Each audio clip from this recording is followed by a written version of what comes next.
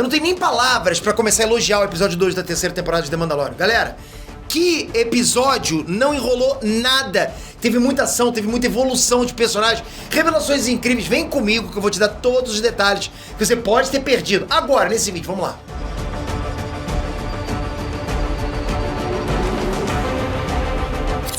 Inés Trunks, Peter aqui. A aposta foi feita, eu tava torcendo pro episódio 2, porra, abalar meu mundo, né? E dessa vez a realidade foi melhor que a expectativa, que, pô, o que eu vou falar? Você também tava com essa sensação, ou você teve essa sensação?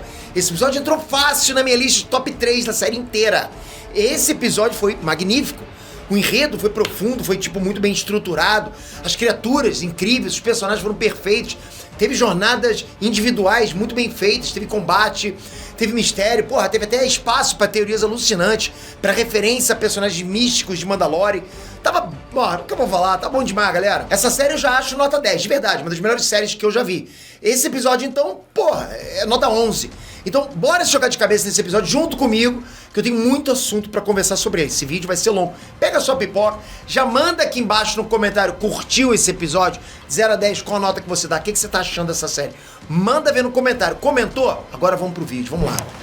O episódio 2, ele começa em Tatooine num dia de feriado de Buntaív. Pra quem não lembra, o Buntaív era um feriado anual da época do final da República Galáctica. Era a festividade que tinha no filme Ameaça Fantasma. Esse feriado era em homenagem ao Hutt, que se tornou a divindade Bunta Restelic Shadru. Tudo começa com a Peli Motto reafirmando que tem um acordo com os Jawas. Só que agora fica ainda mais claro que ela é tão picareta quanto eles. O acordo é pros Jawas depenarem as naves, né? Daí os clientes chegavam no hangar dela precisando de reparo. Ela cobrava conserto e as novas peças também, né? Que na verdade eram as peças originais roubadas. Tatooine fica no Brasil?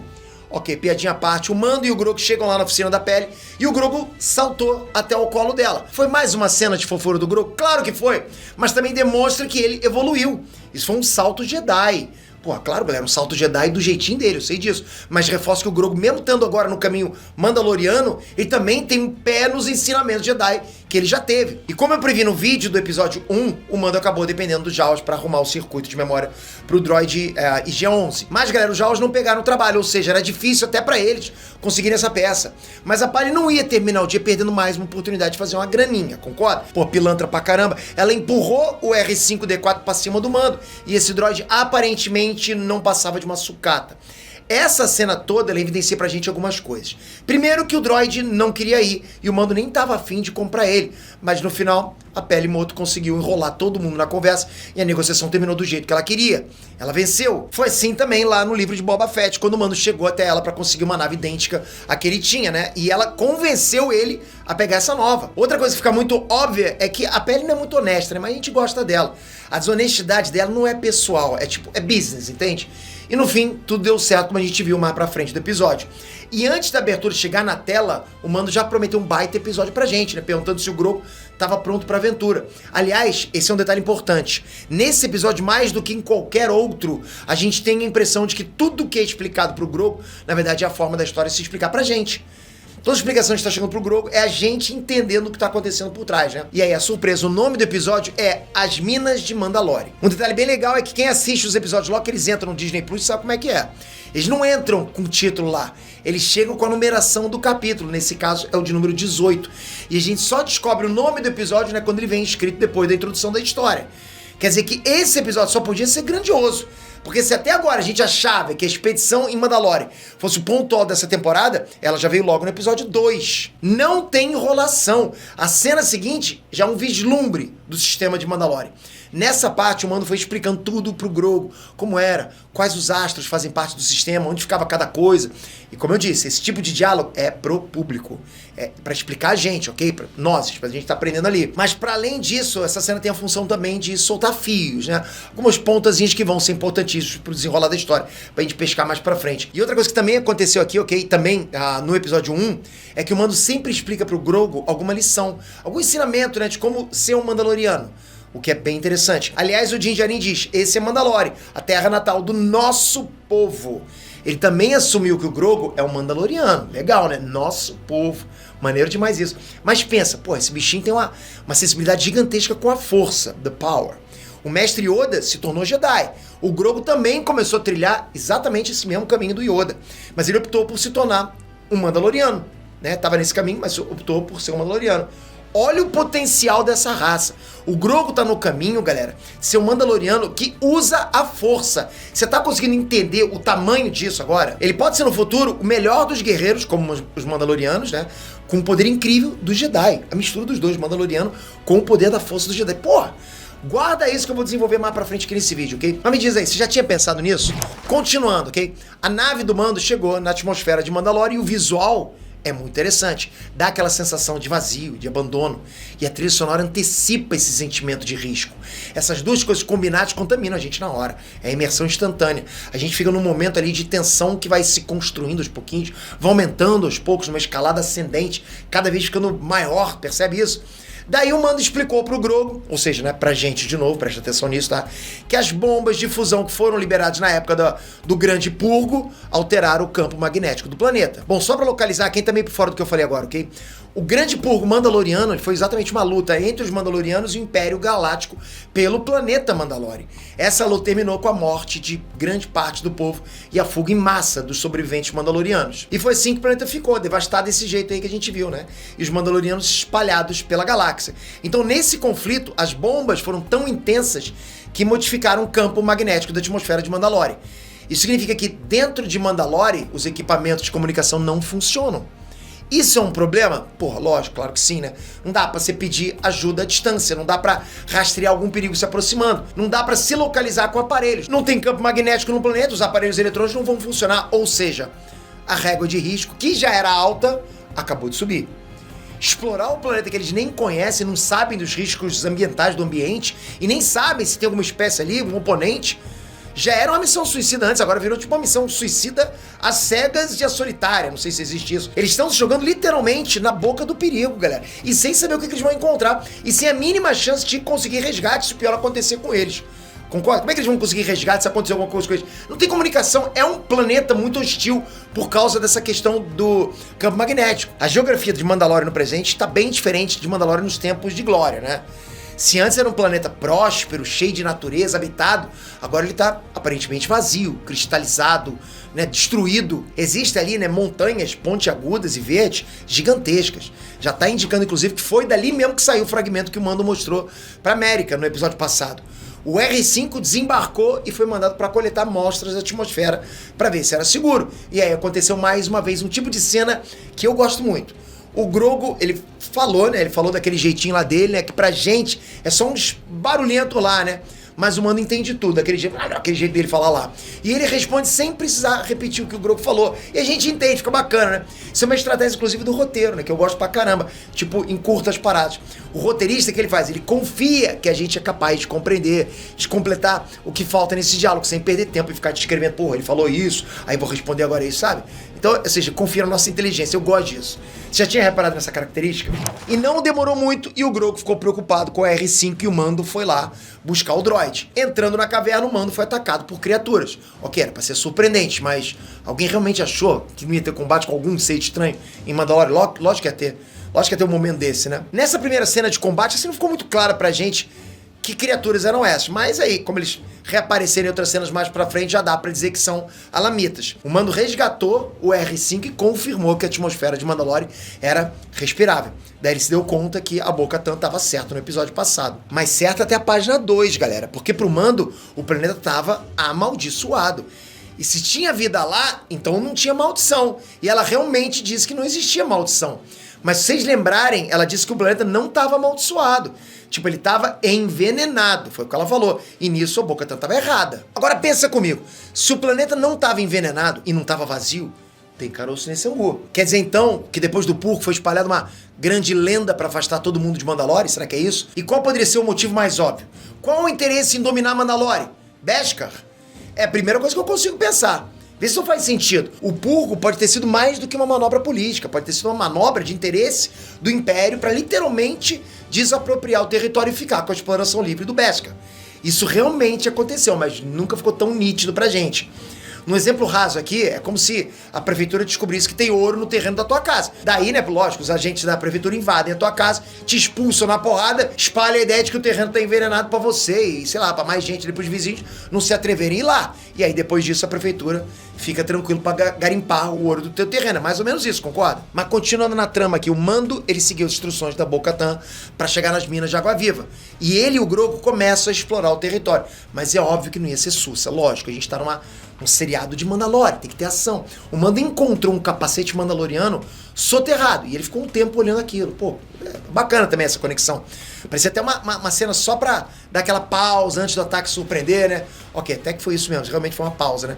Mas também esse capacete é muito simbólico, por isso que eu falei que é maneiro. Né? Tem essa coisa toda da fé dele, da crença dele nessa ideologia mandaloriana. Ele traz uma carga enorme de tradição, de, como é que eu vou dizer, de hereditariedade, de antiguidade e também dessa angústia do massacre, da batalha perdida.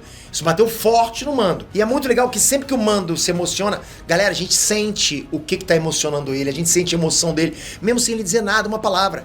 E sem que a gente veja 1 milímetro da expressão facial dele. Como é que pode isso, né? O cara é um bom ator com aquela máscara. Daí o Mando foi atacado por um droide enorme, né? Que parece até um da época da Confederação. Confirma pra mim se você souber isso aí, vai nos comentários, ok? E nessa hora nem houve batalha. Pô, o caranguejão simplesmente pegou o Mando e levou com ele. O Grogu seguiu os dois. O Mando ficou preso numa espécie de jaula e deixou o sabre negro cair. O interessante aqui é que por mais que a gente pense no Grogu como um bebê indefeso, ele foi corajoso e tentou usar a força para libertar o Mando. O problema é que o droid ouviu o barulho das grades e o Grogu teve que meter o pé dali e pedir ajuda pra Bo-Katan. Eu adorei essa sequência. Eu adorei, galera, porque aqui, tipo, ele foi um poço de valentia. Ele entrou na cápsula dele, saiu dali de pressa, sem tremer na base, essa coisa, tipo, tava bem firme ali, usou a força contra o Alamita. Por isso que eu falo, a gente esquece que o Grogu é casca grossa pra caramba. A gente fixa na aparência dele de bebezinho, de fofucho lá, nas gracinhas que ele faz. Mas o potencial dele é imenso. E nessa temporada, aliás, nesse episódio, ele tá ainda mais forte. Todos esses detalhes até agora, nesse episódio 2, foram justamente convenientes pra esse momento da fuga do Grogu. Aí quando eles chegaram em Mandalore, o Mando explicou todo o sistema, falou da importância dos mapas, onde ficava o quê, inclusive mostrou especificamente o planeta da Bo-Katan. Então nessa fuga, o Grogu já sabia pra onde tinha que ir pra pedir ajuda. O droid R5, que o Mando nem tava afim de comprar, né, ele podia pilotar a nave, foi isso um dos argumentos que a Peli usou lá no início do episódio. Percebe que todos os detalhes se encaixam certinho. E aí chegando em Kalevala, a Bo-Katan viu a nave do Mando e foi lá receber ele com sangue nos olhos. Mas só depois ela viu que o Grogu tava lá sozinho, né? Ou seja, algo errado não tava certo. E o episódio nem perdeu tempo com a Bo-Katan descobrindo onde o Mando tava e nem tomando a decisão de ir ao resgate dele. Já pulou direto pra ela chegando em Mandalore com o R5 e o Grogu. Tá vendo quando eu digo pra vocês que é muito bom quando o roteiro confia na gente? Não precisa aquela coisa, toda aquela trajetória de entrar na nave, conversar e tal. Porra, já vai pra onde a gente sabe que ela tem que ir. Não tem que ficar desenhando, não tem que ficar perdendo tempo com falas descritivas demais, sabe? É papum, segue porque é importante. E aí, no olhar mais atento, a gente vê que, de fato, a Bo-Katan tá mexida de estar lá, de ver Mandalore devastado. Mas tem uma diferença enorme de energia da personagem. Ela não só topou ir resgatar o Din Djarin, ela estava focada na missão. Isso é totalmente diferente de todas as cenas anteriores dela na temporada 3, que ela estava lá desanimada, pessimista. Agora ela tá ativa. Se percebe no semblante. Isso mostra pra gente que talvez ela só precisasse de um motivo pra lutar. E a captura do Mando foi um motivo pra ela lutar, ela queria isso. E ela mal sabia que ali o mundo dela, ia virar do avesso, né? Mas eu vou chegar lá. O Grogu, ele é o grande personagem desse episódio, e dessa vez não é porque ele é vítima ou porque ele é fofo, não, mas sim porque ele que conduz todos os acontecimentos. É ele que enfrenta riscos sozinho, ele busca o resgate, ele conduz a Bo-Katan até o exato local do cativeiro. O Grogu finalmente teve o episódio todo sendo herói. E na boa, isso é um salto quântico pro personagem, tipo, é um baita de um time skip, né? Pelo menos de evolução. Se você reparar, ele continua brincalhão, sabe? Tendo aquelas cenas de fofura dele. O Grogu de sempre, o Grogu fofucho de sempre. O Grogu fica até assustado nesse episódio. Mas ele passa por cima do medo dele por um bem maior. Ele percebe isso, ele sabe que ele tem que ir até o objetivo dele. Isso é o puro suco do heroísmo, galera, nato. Herói não é uma pessoa que não tem medo de nada. Herói é quem faz o que tem que ser feito independente do medo. Né? Inclusive a definição do X-Espírito, né, sobre o Chapolin Colorado, e eu concordo demais. Bom, mas vamos lá. Enquanto eles entram na cidade, a Bo-Katan comenta com o Grogu que uma vez ela conheceu um Jedi. Agora, para tudo aqui, me acompanha agora, galera. Me acompanha nesse raciocínio. Eu já tinha contado no vídeo da análise do episódio 1 que os produtores da série disseram que iam focar na jornada dos Mandalorianos na temporada 3. Eu falei isso pra vocês. O fim da temporada 2 deixou o Sabre Negro em poder do Din Djarin, e isso se permanece até agora, beleza? No livro de Boba Fett, na série, o Grogu estava totalmente imerso na continuação do treinamento Jedi. Lembrando que ele já tinha iniciado o treinamento antes dele sobreviver ao massacre da Ordem 66. Mas na série do Boba, o Grogu deixou o treinamento e escolheu seguir o caminho mandaloriano. Seguiu o fio. Olha então o que a gente tem na mão. O foco na história de Mandalorian na temporada 3, o Sabre Negro e um Jedi que também é mandaloriano. Isso leva a gente a uma referência clara ao Tarre Vizsla. Pra quem não tá ligado, o Tarre Vizsla foi um humano sensível à força. Também foi o primeiro mandaloriano da Ordem Jedi e ele se tornou um cavaleiro Jedi. De acordo com a lenda, inclusive, ele também criou o Sabre Negro. Pescou a ideia? Eu consigo visualizar várias coisas daqui, a partir desse ponto. Nessa conversa que a Bo-Katan estava tendo com o Grogu, claramente ela falava do Tarre Vizsla. Daqui em diante a gente vai ter um flashback do Tarre Vizsla na série. Porra, ia ser demais, né? A gente percebeu o que foi esse personagem. Maneiro demais, né? Outra coisa, o Grogu pode ser o próximo Tarre Vizsla? O Jedi que também é mandaloriano? Lembra que eu falei do potencial do Grogu? É exatamente o mesmo potencial do Tarre Vizsla. E o Sabre Negro tá aí, ao alcance das mãozinhas dele. Já pensou a parada de esquentar na temporada 3? O Din Djarin perder essa arma lendária em batalha e o Grogu recuperar ela? Imagina o Grogu com o Sabre Negro. Imagina como ele não vai ficar. A gente morre de emoção. Porra, galera. Fica maneiro demais. Bom, teorias dadas pra vocês. Vamos seguir no resgate, ok? A Bo-Katan já chegou mandando ver, né? Enfrentou os Alamitas. Daí ela deu uma informação importante. Se os Alamitas moravam no planeta antes do Purgo e sobreviveram, o que mais sobreviveu? Fica aí no ar. Foi uma pulga atrás da orelha que se confirmou no final do episódio. O lance também é que cada vez mais essa história do Purgo fica mal contada. Percebe isso? Mais informações e menos soluciona o mistério, fica mais mistério. Aí a Bo-Katan chegou onde o Mando estava preso, os bichos estavam lá drenando o Mando. Era sangue? Era outra coisa? Esses droids são biomecânicos, eles precisam parasitar outros seres vivos, eles precisam de massa orgânica. Nada disso fica explicado pra gente não consegue ter essa explicação. E a parte boa é que isso não durou muito, né? A Bo-Katan derrotou o droid com o Sabre Negro. Crise resolvida, momento de calmaria. Dá pra dar uma respirada, foi bastante tenso, né? Daí a Bo-Katan e o Din Djarin já começaram um diálogo ali sobre filosofia de vida e tal. Tava lá, né? Ela de um lado sem um capacete, falando que as crenças não passavam de superstições, do outro, o Din com um capacete insistindo em se redimir com a doutrina, a Mandaloriano. Percebe? Os dois são mandalorianos, criados dentro do mesmo sistema, da mesma doutrina. Mas eles têm visões de um mundo totalmente opostas. Essa é uma cena, galera, de contrastes entre personagens que supostamente são iguais. São do mesmo povo, sabe? Tem a mesma cultura, mas no fundo, a fé ou a descrença com a doutrina torna eles diferentes, torna ele bem diferente nos dois. E outro detalhe que reforça sempre é que a Bo-Katan só veste o capacete na hora de lutar. O Mando só tirou o capacete pelo Grogu. Ou seja, o capacete tem uma missão envolvida para os dois. Para Bo-Katan, a missão de batalha faz ela pôr o capacete. Já pro Mando, a missão de salvar o Grogu fez ele tirar o capacete. Interessante essa, né?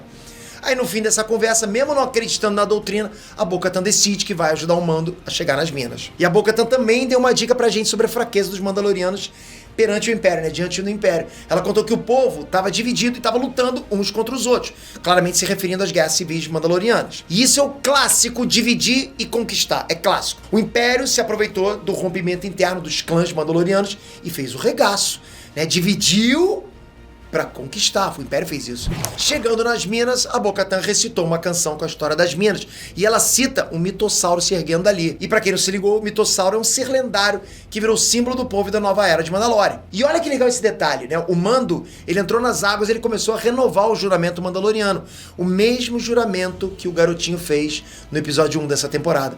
Eu falei que aquela cena não era à toa, que poderia espelhar alguma coisa durante a história do Mando. Falei pra vocês isso, não deu outra. E da mesma forma que aquele menino não teve a oportunidade de jurar que daquele dia em diante ele nunca mais ia retirar o capacete, né? Que ele foi interrompido pelo jacaré gigante lá, o Mando também não conseguiu chegar nesse juramento final.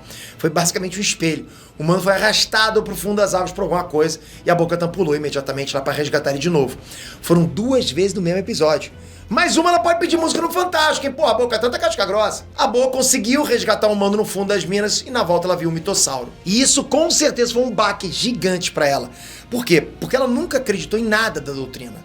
Ela não tem essa fé toda, sabe? E o mitossauro pra ela, tipo, era fonte da mitologia dessa crença. Ou seja, foi um choque de realidade que pode mudar toda a visão do mundo dela. Porque pensa, se ela viu o mitossauro como o mitossauro agora pra ela é real, a doutrina também é real, entende? E dessa forma, se ela perceber isso, ela vai perceber que ela foi uma transgressora todo esse tempo. Ela vai perceber que ela estava errada, né? Tava não cumprindo a fé dessa doutrina. E assim acabou o episódio 2. O Mando resgatado de novo e a Bo-Katan chocada com o mitossauro. Na boa, galera, que episódio sensacional. Porra, galera, bom demais. Ele foi cheio de ação, de aprofundamento da história, de evolução dos personagens. Surreal o que aconteceu, que bacana, que coisa gostosa ver um seriado assim, um episódio assim. O Mando se redimiu com a doutrina, a Bo-Katan voltou ativa, se deparou também com a origem viva das crenças fundadoras de Mandalorian. E o Grogu foi o herói, conduzindo toda a ação. Perfeito! Nota 10, porra. Todos os detalhes da trama foram muito bem amarrados. Cada fala, cada mínimo objeto tinha uma função. Nada foi solto, nada foi de enfeite ali. Por fim, eu tenho só que dizer que esse episódio sozinho trouxe muitos significados importantes pra série. Nesse episódio, o Mando e o Grogu passaram por alguns estágios da jornada do herói do David Campbell. O Grogu, ele fez a travessia do primeiro limite. Ele saiu do lugar de alvo que ele ocupava nas 2 temporadas anteriores. No episódio passado, ele já era o companheiro de aventura. E agora começou a ter atos heróicos, sabe? Tomando atitude sozinho, enfrentando perigo sozinho, se superando pra salvar o pai dele. Outra fase, né, da jornada do herói é a união com aliados. E o grupo trabalhou em conjunto com a R5, com a Bo-Katan. Já o Mando tá um pouquinho à frente nesse checklist da jornada do herói, mas também avançou. Ele já tava na busca pela transformação. Ele passou por tudo isso que o Grogu já tá fazendo agora. Ele foi pra fase de autocrítica, né, de se analisar e partiu em busca do renascimento. Mas pra esse renascimento acontecer, ele teve que fazer tudo o que ele fez aqui no episódio 2 da temporada 3. O Din Djarin teve que literalmente se jogar com tudo no perigo, quase morrer e finalmente chegar nas águas que iam trazer o renascimento dele como Mandaloriano. Por isso e por muito mais que a série The Mandalorian é um clássico imediato. Já virou clássico. Tem tudo no capricho, tudo certo, tudo no lugar como deve ser. Galera, falei pra caramba porque tá bom demais esse seriado. Já comenta aqui embaixo o que você achou, curtiu essa análise, esse bate-papo, já manda ver aqui embaixo nos comentários. E se você curtiu mesmo, deixa a sua inscrição aqui, vai valer a pena demais pra gente, sua inscrição com o sininho e principalmente pra você, pra sempre ficar acompanhando tudo que acontece aqui, conversando comigo sempre. Tamo junto, obrigado de coração, galera. Até a próxima. Fui!